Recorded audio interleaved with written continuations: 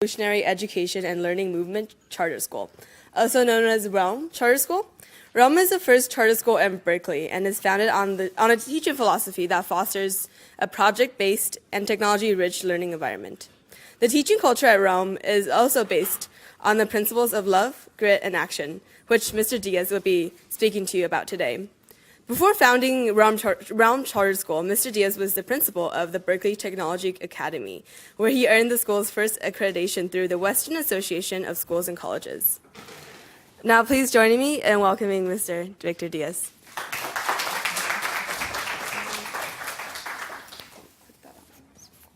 Okay. Yeah. So we have. I'm super mic'd up here. I hope. Let's see. Yeah. It's kind of hard to wear skinny jeans and two mics. Sorry. Okay. Is that okay? The sound? Sorry, I'm not Dr. Berg. I'd like to have his bio. That was pretty impressive. And they just threw me in here at the last minute. I was hoping to meditate or something beforehand, but I'll just go with it. So, good afternoon, everybody. I'm shocked that those of you that are students, are here shortly before the end of the semester or graduation, and it's beautiful outside. So thanks for being here. As mentioned, I am the founder of a charter school here in Berkeley, and like many of you that work in the cognitive sciences, I know we're constantly searching for what are the best ways to engage folks into learning, into making learning authentic and real. So having had those experiences in my classroom as a classroom teacher, I found that I was oftentimes up against parents and school districts and standardized testing, and many people wanted kids' experiences in school to be that of which we know all too familiar. Rote learning, standardized testing, scripted curriculum. So it was sort of a leap of faith initially to see if I could answer the question of, can we build a school that would harness creativity, that would be built on relationships and a strong foundation of knowing oneself. And as you know in your work here, I'm sure that most great work is in part based on trial and error and having a great set of colleagues around you. So you have to be able to feel safe enough in the environment and be okay with yourself that part of exploration you're gonna mess up. So bringing those notions to a secondary high school, which is oftentimes where they're not brought, it was going to be quite controversial, right? It's like that. Those are great things to do in kindergarten through 5th grade, maybe in middle school, but certainly not in high school, because in high school we want you to get you ready for the SATs and AP tests and things like that. So I thought today I would just show you and share with you a little bit about the school so you can actually see some of our school. I have some things I'd like to share with you, and then we'll just be in conversation about it if that's okay. Again, if you just got here, I'm not Dr. Berg. Sorry. But I'll try to be just as compelling. So this is a little video we put together just to give you a little background on the school.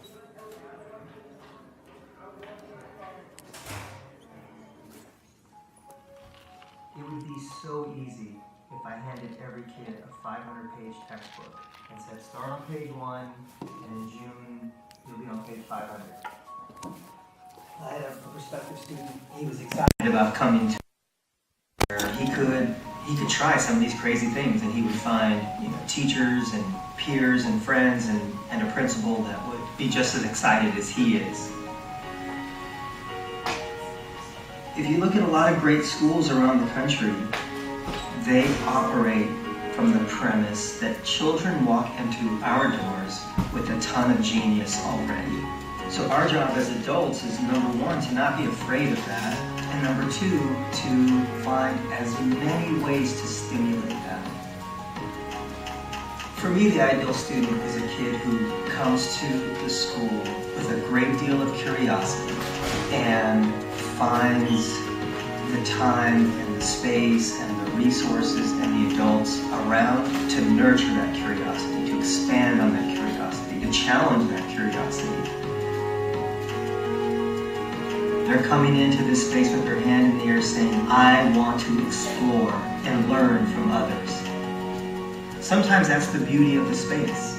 It's almost like watching a toddler learn how to walk for the first time. I think unfortunate about public ed is it doesn't reinvent itself frequently enough. And that's really unfortunate. And I think that's part of what leads to dispassionate people. In my fantasy world, I wish that public education could be more agile and more innovative, and do that with a greater ferocity, so that it was leading with innovation and change and ideas.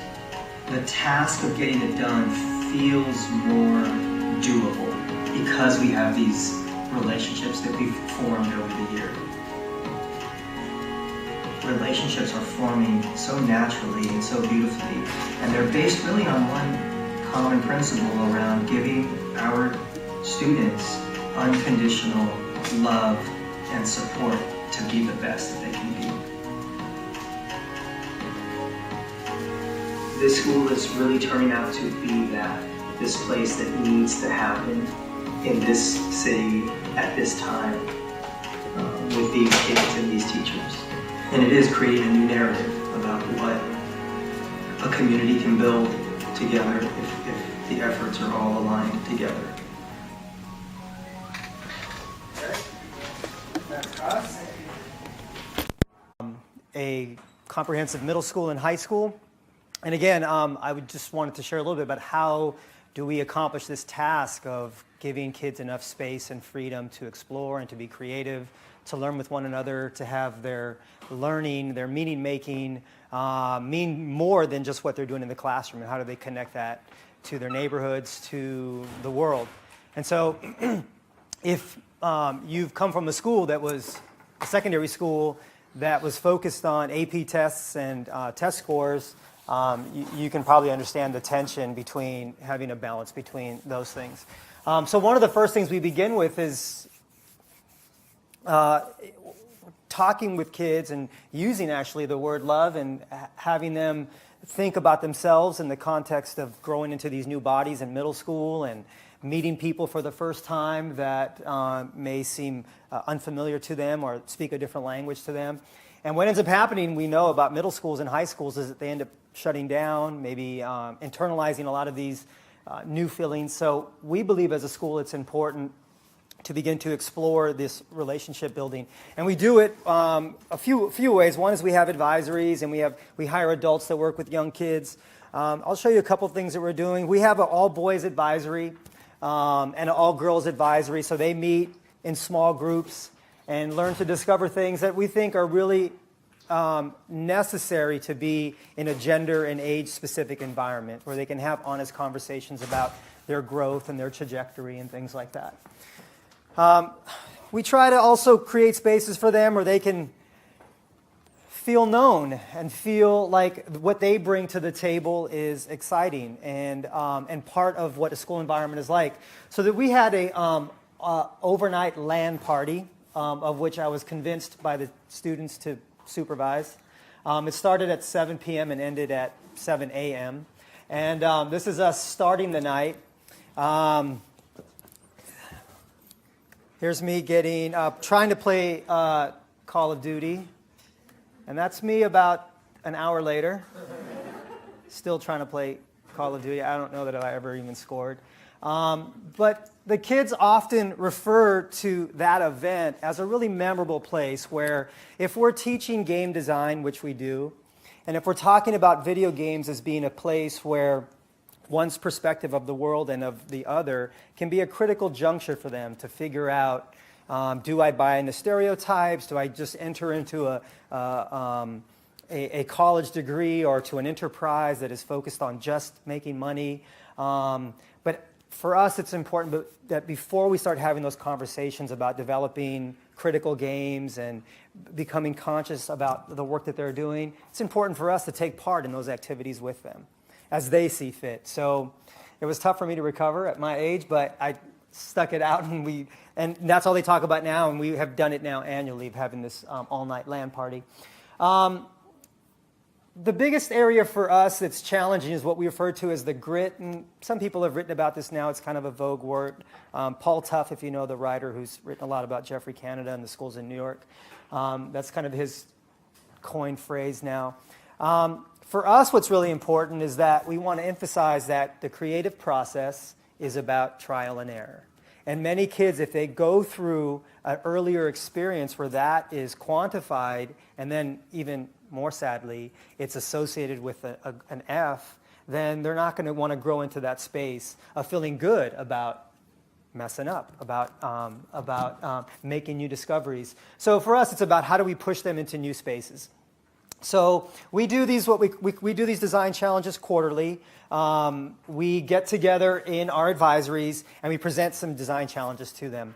And they're pretty scripted. In our last one we did, which I'll show you in a second, we gave the kids 100 bricks. They were in their advisory. We were all outside. Each advisor was competing against one another. We try to run it like a video game, so we had an analog chalkboard up, and we were taking tally of their tasks, and we assigned a bunch of points based on their participation or involvement. And this one I'll show you is a domino effect that our 6th grade boys, they won the competition. So here's them in the end of their domino effect.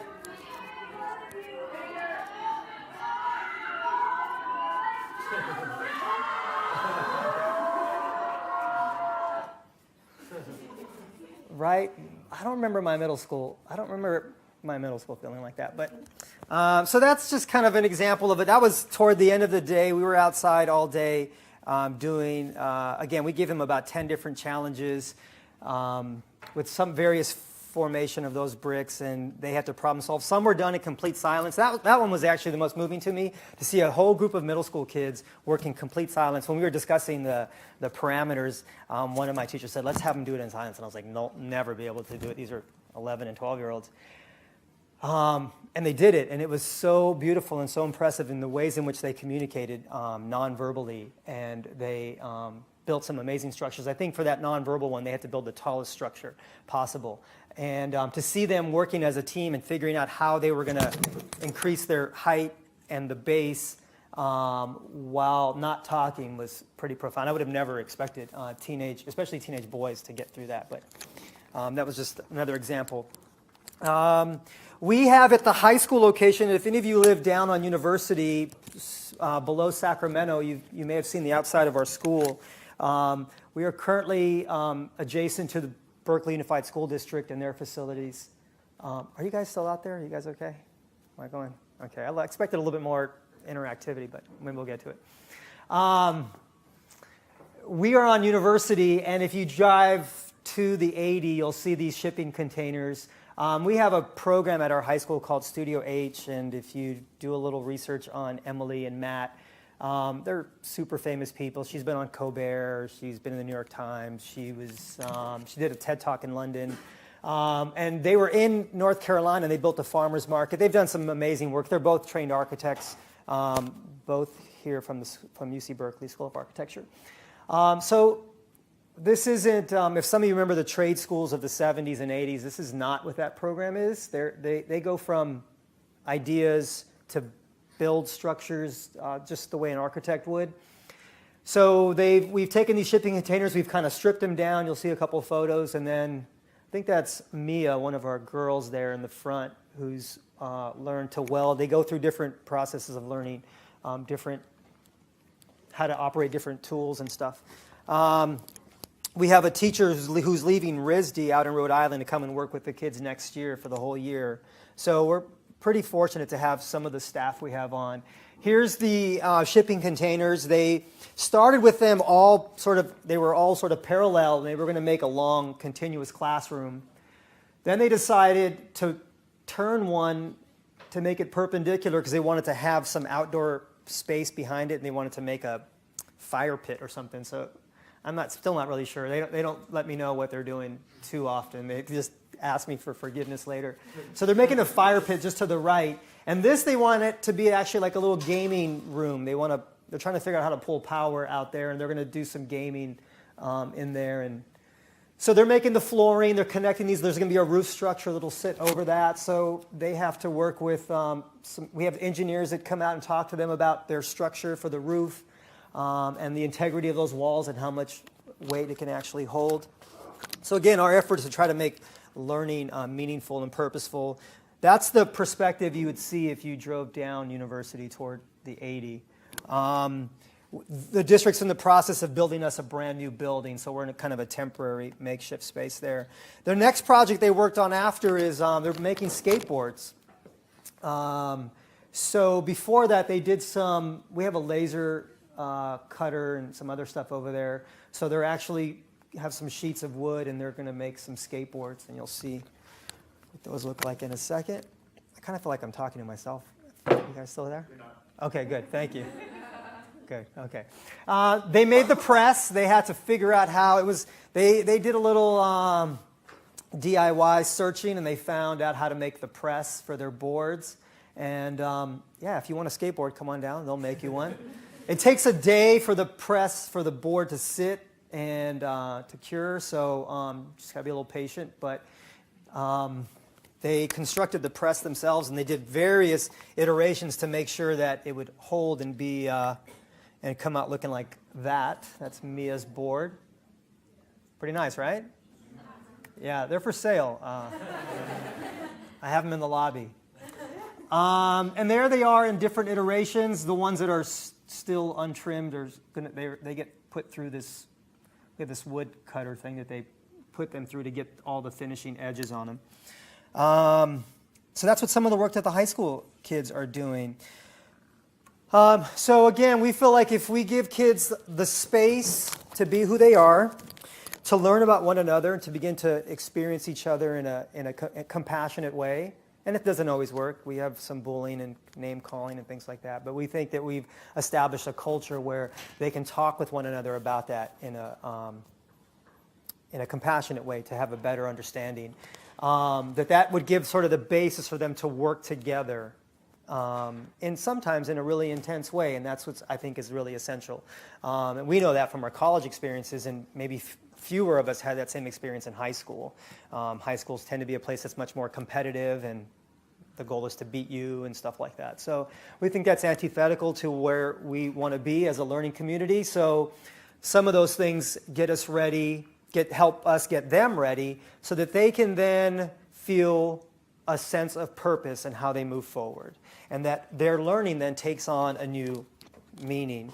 Recently, this past December, we sent some of our teachers with some of our students over to Guatemala, and they were there working with some of the students in Guatemala. They were going there thinking they were going to teach them a bunch of stuff and tell them about America and things like that. And I think they got humbled pretty quickly and began learning both Spanish and the indigenous language, and were sort of humbled at how much learning was happening with so little or so few resources. So those are our kids in Guatemala. And for our this is the final picture of them all together. And so for our first year and a half now, we feel like we're on the right track to make progress toward creating a school community that we hope will kind of change some of the narrative about what is possible in a secondary school. And without reading that, I think the word that sticks out in here to me is just the willingness that our kids come to the space with. When they're in 6th grade, they're like wide open. They're like, yes, I'll stand on my head if you tell me to. And in high school, it's much more challenging. So a big part of getting them to open up a new universe is just having them feel like they're going to be safe and they're going to be respected through that process. So that's our school. That's what we're doing to try to make learning long-lasting for them and more meaningful than what they had experienced previously. Yes, sir? How are the students selected? Is it just by basic attendance area, or is it a lottery, or is it certain interviews with parents? I didn't want to do much of a pitch on the school, and that wasn't the purpose. So I'll try. I wanted to. Institutional, on an institutional basis. Yeah. Comparing it to other public school teachers. So it's a public charter school. We take anybody that applies. Yeah, we take anybody that applies. And what we're hoping to accomplish by this creating this space is we have several, I think we have currently 3 doctoral students from here that are doing some research there, one who's in the cognitive sciences. We have several graduate students. We have some folks from the Muse program who are teaching with us right now at the school. We want to create sort of a, I mean, it sounds like we're experimenting, if I use the word lab, I mean, but it pretty much is in that regard also. Like I said, it's really challenging at secondary. It's not easy at all. People are still really focused on test scores and SAT scores and AP exams and inflated GPAs and things. So that's our tension. So when we bring scholars, community, family in that space, we can actually have a really meaningful conversation. Yes? So it sounds a lot like you're trying to create an environment that's a lot more personalized to the children to help them to grow. So in that vessel, what do you think is one of the main flaws of education today? Why do you think it's not as effective? Thank you. I appreciate the questions. I'm glad. It's lowering my anxiety a little here. I think that there's such an emphasis on this push for us to have this index score of our GPA and SAT. And so we've created this sort of individualized, highly competitive secondary experience for many, many kids. And if you went to a private school, maybe that wasn't your experience. I mean, some private schools have figuring out how to make their experience super meaningful. I mean, a lot of the private schools in this area, they have kids traveling, they're spending years abroad, and they're giving kids this whole experience. I'm finding like public schools are actually pushing more toward that race of, there's a first person and there's a last person. And unfortunately, they bring that mentality to colleges, and then we see levels of stress, of anxiety, lack of knowledge of self and things like that. So public education doesn't dismantle that enough and allow for multiple measures. I would say that would be one thing. The one thing we're trying to figure out, and this is one of the things I'd like to throw back to this group, who I know is steeped in this question, which is around creativity. How do we teach it? How do we measure it? How do we evaluate teacher efficacy around it? If anybody has the canned stuff, I want to buy it. That's the big question we're grappling with. Okay. So I would say that, just in summary, the overemphasis on standardized scores and the lack of multiple measures, i.e. the need for us to have a bigger conversation around creativity. And I think this gentleman over here was next. Then I'll come here. He's lost his mind already. I'm referring to his T-shirt. My question was in regards to, I guess, how you approach the concept of multiple intelligences, because I think that's one of the big problems right now in terms of assessment.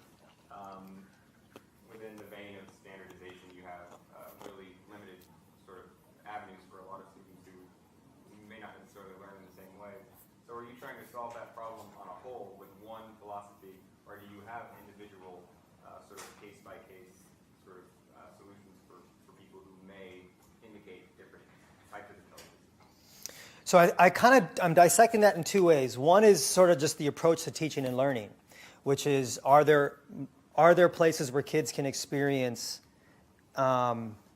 ways in which they learn best, maybe new modalities of learning, and do we create that space? And that's what we're working on.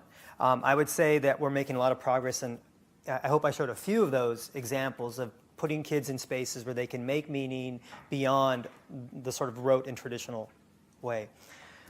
However, I think the second part, or what's more embedded in your question, is this question about evaluation and efficacy, and how do we measure that? How do we know that? And I would say we're in the nascent stages, and we're crawling. And I think that is our challenge, because and I think any of you that are professors, graduate students, when you meet freshmen and you ask and you throw some hypothesis out there, you want them to surprise the hell out of you, and they come back with the most predictable thing. They're trying to please you, and you just want to smack them around. You're like, tell me what you love. Show me something that lights your fire. And you can't blame them if they're coming from a place where they've been sort of taught to talk in that I'll repeat what you say, what you want me to repeat to you. And so I think if we want to have a stronger continuum, then one of the things I know that we would learn from a great deal from higher ed is this idea around evaluation for different types of learners. And I know it's out there, but I think part of it is the disconnect that there's a universe between the research and the practice. And we're all sort of responsible for that. I'm not blaming anyone for that. It just exists. So again, I mean, I would love if any of you have and know of, because we want to be able to shout out loud and say we are having great success. And I think just like you all want to with your research. And so for us, it's important to be able to think about how we measure. Okay? Yes, sir. 2 questions. Does the program still broker a pathway to higher education if that is kind of an eventual goal for the kind of work they want to go into? And does this kind of program facilitate the kind of stereotypical community of kind of keeping students off the streets? Yeah, we get asked that question often. There's no question about it, and we can be real about it. Project-based learning, or when you see both, actually, charter and project-based learning and urban, those are all pejoratives, right? Like they're coded language. And for many of us, you might be sitting there thinking, oh, that looks fun. I would never go to that school, And that's, that's kind of our wiring, I mean, I'm up against 100 years of sort of coding that we're just sort of programmed with. All we can do is continue to push on the things that we're doing and get kids out of those traditional spaces and have them interact with their neighborhoods and the world and start to change that discourse. We expect every kid to be ready for a 4-year college and to go and to kick ass. I don't know how else to say it. In fact, when I was in Boston and going to school out there, and I heard the admissions director of MIT, who I think statistically it's more difficult to get into MIT than Harvard, but maybe somebody may have a different statistic than I, but I know it's pretty competitive. They said, look, if we could just dump everybody out who's trying to write, I mean, they have, some of those kids out there, they have professional writers that write their story, she's like, we want the kid in the basement right now building something that's going to change the world. That's the admissions director at MIT, What we want to do is we want to get the kid out of the basement and into our school. That's not, and we know that maybe some of you were like that. You did the things that were meaningful to you, you were doing at your home or you were doing with your friends. Some of you may have been doing that in a sort of virtual community. And schools are antithetical to that. And as soon as we say that out loud, that's oh, that's cool to your buddy, but I'll never go to that school, right? Because I want to get into UC Berkeley.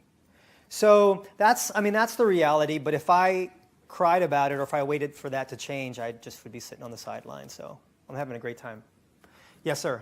So it seems like you started out with creativity as the primary motive behind, and then you described to me self in relationship to the world as a conduit, apparently. So are you, is the premise that once one begins to feel good about one's place in the world, creativity will automatically unleash? Is that the premise? Yeah, I don't know which comes first. I think any great mind, they're motivated by humanity. They're some of the most, humble people, I'm sure many of you who work with colleagues here that have done things that have changed the world, that, they're the most humble folks. And it's because I think when you get to a certain place in your trajectory with knowledge, you appreciate at a granular level what's happening in society, right? So if you can contribute to that in a way that just moves it a little bit, Unfortunately, many of our kids, I think, they lose that audacity to even say that out loud, And, it's probably for various reasons. I believe that if kids have sort of a strong foundation to stand on, a strong sense of self, they're going to be more likely to say, I think I can get that car to fly or whatever, right? And I'm not saying it's a first, sort of a thing. And for each kid, it's different. right? So we have kids that come with us they have that audacity. So our job is not to be afraid of it, as I said in the video. And many teachers are, many educators are. They're either, if it's a esteemed, professor, he's like, that's fine, but here's my research if you want to be on my team, And so that's the tension. Yes? How do you help students cultivate that self-knowledge? Part of it, I think, first and foremost, with any young kid, it's modeling, right? Like, I think that's the biggest thing. Most of you in here are still super young, so you remember that. Like, you had people telling you what to do, like how to build the best resume and how to be and all that kind of stuff. And then you saw the way they live their lives, and you were like, these guys are full of shit, And so that's, can I say that word here? Is that okay? No. I'm just saying that's what we think, right? Like, that's what we think about some of the adults that work with us at a young age. And so, unfortunately, that we begin to alienate sort of teenagers from adults because they see the hypocrisy in what we're saying and how we live our lives. So for me, it's really important as a school leader and for my staff is to have folks who can really live that in what they do, in their being, and how they are. And that's difficult. That's really difficult. And it's sometimes very difficult to coach, to evaluate. So I think that's the first thing. And then second, like I said, we're intentional about the language we use. We're intentional about the spaces we create. And we have to make time for things outside of reading, writing, and arithmetic. So we have to, as a school, we have to find ways to do that. And again, if you've gone to a really great private school and you're K-12, most schools do that. That's kind of that they know that happens at a basic level. But when you say you're doing that at a public school, there's somehow, like the switch just flips and you think, oh, that's for the bad kids, right? But if you go out to Berkeley, if you go out to the park right in front of Berkeley High School, at any time of the day, you'll see the most affluent kids out there, not in classes, skating, and taking all of their parents' prescription pills. And, part of it is, unfortunately, because they don't have a person that they can talk to. They're making sense of the world through Facebook and Instagram and places like that, unfortunately. So, anyhow, yeah, that's my 2 cents. Given that universities continue to admit students based off of test scores and grades and things like that, how does your school work to make sure that your students are competitive, or how will it work to make sure they're competitive applicants in public college? Yeah, we have to do both. That was part of his question. We have to do both. We do a PSAT boot camp, PSAT testing, analysis of their scores. We do both. You just don't make that the centralized point of your school. Yeah, that's my talk later at 4 or something. Yeah, we do both. Of course, we have to. And it's important to mention it within this context for sure. Yeah. Because I found that when you look at kind of these alternative schools like the Waldorf schools, for example, I babysat for a kid that went to Waldorf school, and at the age of about 8, he was still not necessarily reading. Whereas my mom is a kindergarten teacher, and her 5-year-olds were learning how to read. And the Waldorf school's method in that scenario was to let them learn to read on their own at their own pace. And so, of course, I wondered, okay, that's great, but at some point you have to take the SATs, and you have to be able, if you want to go into that world, you do have to kind of work by the system. And so it's interesting to see how you. My daughter's Waldorf, she's not my daughter. Yeah, except I was going to say that other kid probably published a book at 15 or something. Yeah. So, yeah, I think that this is just a great conversation, I think, just to continue to have, both in the public and, at the K-12 level and at the college level. Because, again, I think colleges, professors especially, they want, no matter what they say and how they behave, they want those questions that are going to make them go home and say, wow, I hadn't thought about that yet, right? But if we're coming either fearful of even asking those questions or just frankly without the sort of mechanism to generate them, then we're sort of both talking past one another, I think you had your hand up also. Yeah, I really love this piece about grit that you've got as part of your whole school's premise, and there's a lot of research backing that up, and I think a lot of public education does students a big disservice by not giving them the chance to fail. So I was really curious about how Realm structures and supports the times when your students interact with those challenges like the brick building and do fail, and where it doesn't work out. How does that go? Yeah, so right now this has been a really challenging thing because we've tried in a sort of inorganic way to just shove it into the English class, and it was just so awkward, and it was like just a bad dance, and so We're finding that the design challenge space, at least right now, is that space where we kind of have the license to be silly and to just do things. And it's also, again, a way for us to maintain a little bit of a blended learning environment.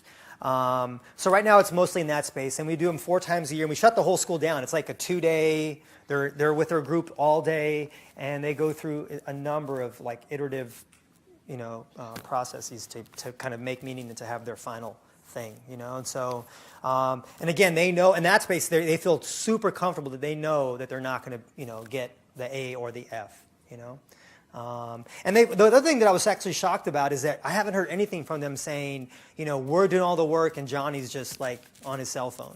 Like we don't hear that. Like they're finding ways to resolve that among themselves, which has been really interesting because I didn't think that would happen. I thought we were going to have to sort of police that. In fact, early on, we were creating like all of these rubrics, like, just seeing how we were going to measure people's involvement. Yeah. I'm just curious, like, how does the program work with like California's public education budget? Because I know like you go somewhere like Orinda, it's like very heavily like local community funded. Yeah. I know like there's a lot of other places that aren't.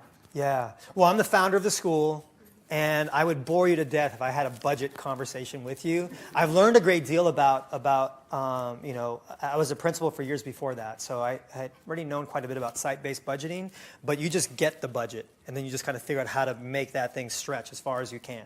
Whereas now my responsibility is to make sure that what I have on paper, that there's actually, that those dollars are going to come in on time. But it's very challenging.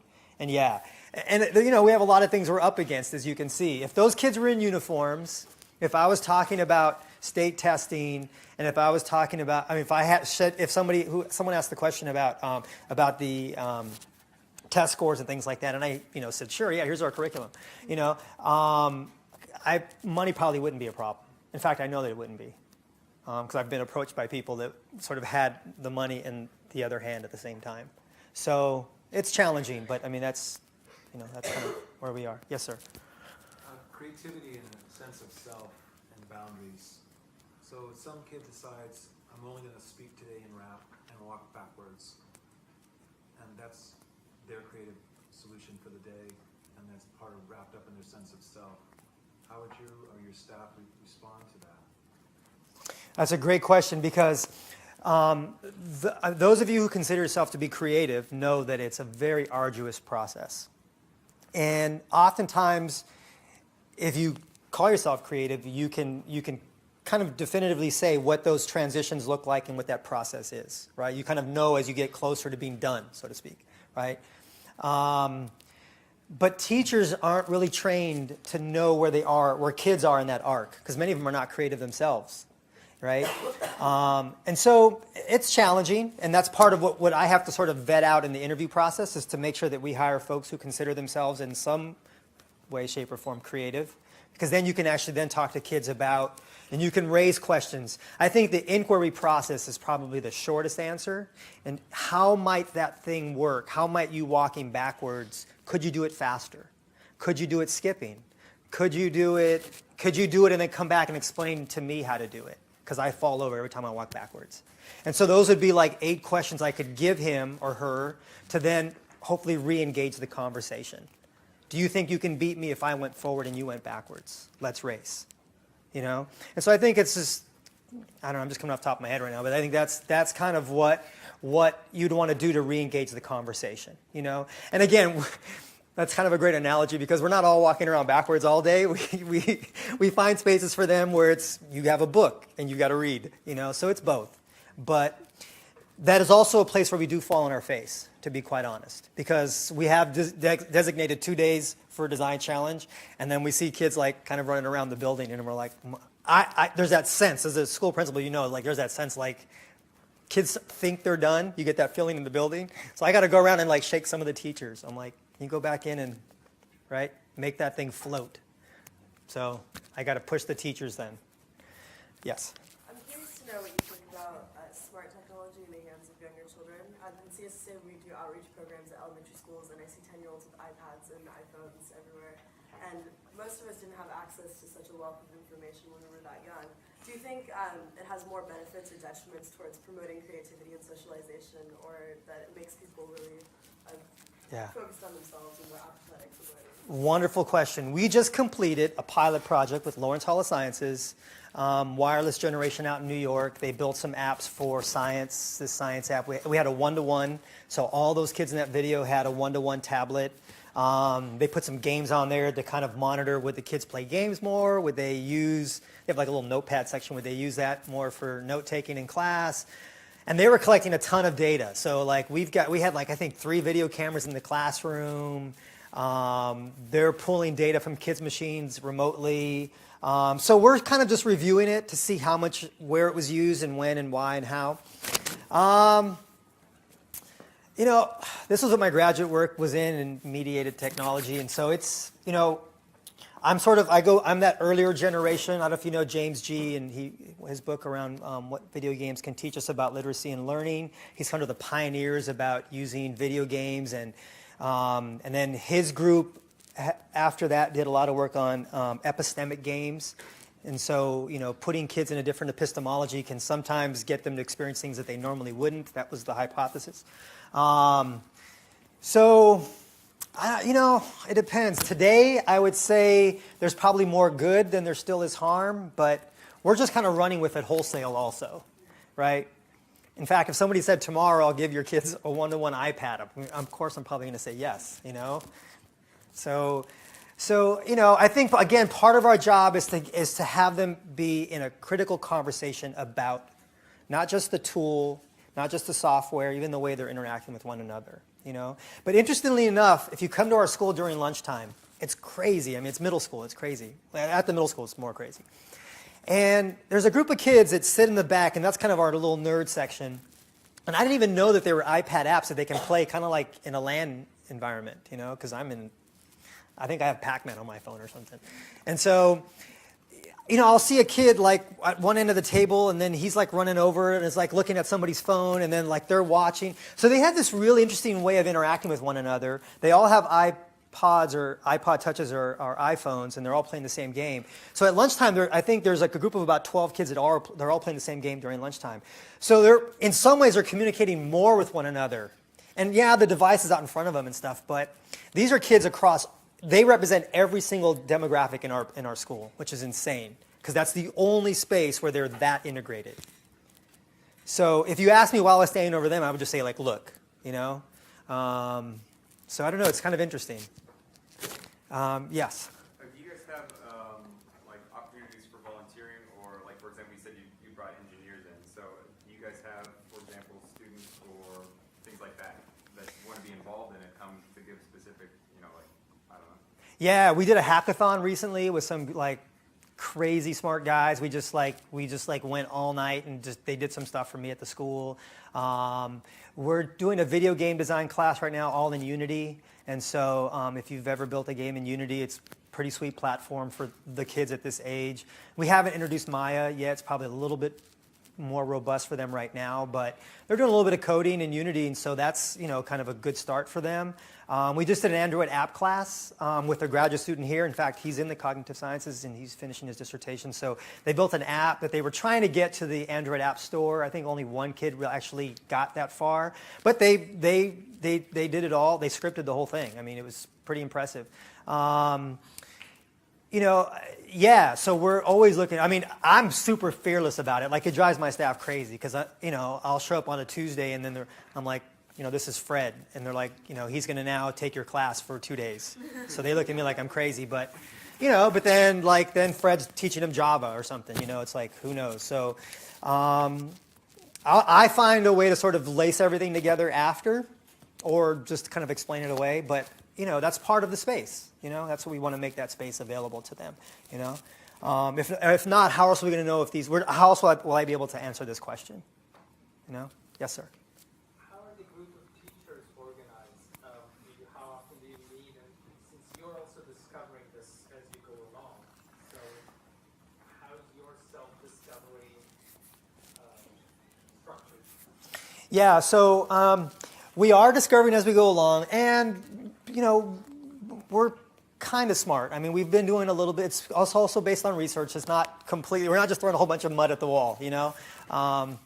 That's only on Tuesdays, actually. But we meet once a week as a staff. And again, it's really important for me to have, like, when a research team, when Lawrence Hall of Sciences approached us and said, can we inoculate your school with tablets, and we're going to do a whole bunch of research, we're going to have video cameras everywhere. I was like, hell yeah, come on in. You know, how else are we going to learn more about it? And I want to see our mistakes. I want to know I want to be able to answer that question definitively and say, yeah, we are improving literacy and these other things, you know. So have I bored you guys to death? Am I okay? I was just tormented over this. I'm thinking my topic, when I saw everybody's bio, I'm like, oh my God, do I have to bring like my lit review out or something? So I hope this wasn't too far off topic for some of you. I don't know if there's any other questions, but I can be reached. My name is Victor, and I'm at realmcharterschool.org, victor@realmcharterschool.org. Yeah, if you've got the grit and you want to come and do some research there, you want to come and pilot, you want to light a kid's hair on fire, you can come on down and we can see if we can remotely extinguish it. Yes. I have a quick question. Why is love, grit, and action represented by those two triangles? By the symbols? Yes. I'm just super nerdy about design and the branding piece is a big deal to me, and so it's a super. I don't know. We did it one night. I have a team of guys that I work with in New York. They're called Play Lab. They're like the most brilliant guys I've ever met. They're doing this thing called the Plus Pool out of New York. Their idea is to put a pool in the middle of New York Harbor. That's the shape of a plus, a swimming pool, and it just came out of a crazy brainstorm. And so the biggest design challenge they had was how are they going to filter that water, right? And so it was just an idea. And now they've actually been talking to city municipalities, and somebody from the Middle East who is into filtering water, right? Contact them and say, we have the system, we can actually filter that water.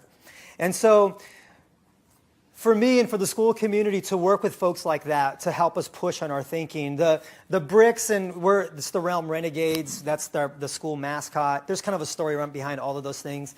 We were just playing with stuff, you know, and it just hit at like 3 a.m. over tacos and tecate is kind of what happened, you know.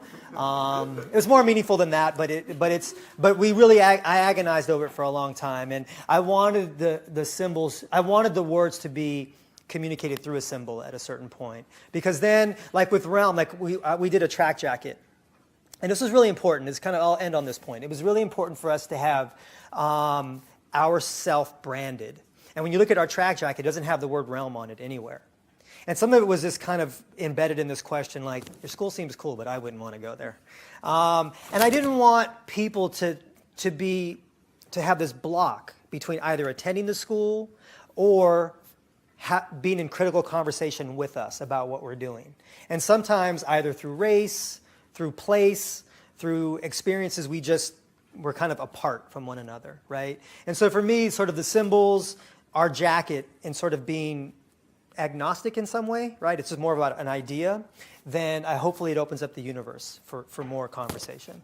So that's kind of what I hope happens there also, okay? So thanks for having me. I appreciated being here. Thank you.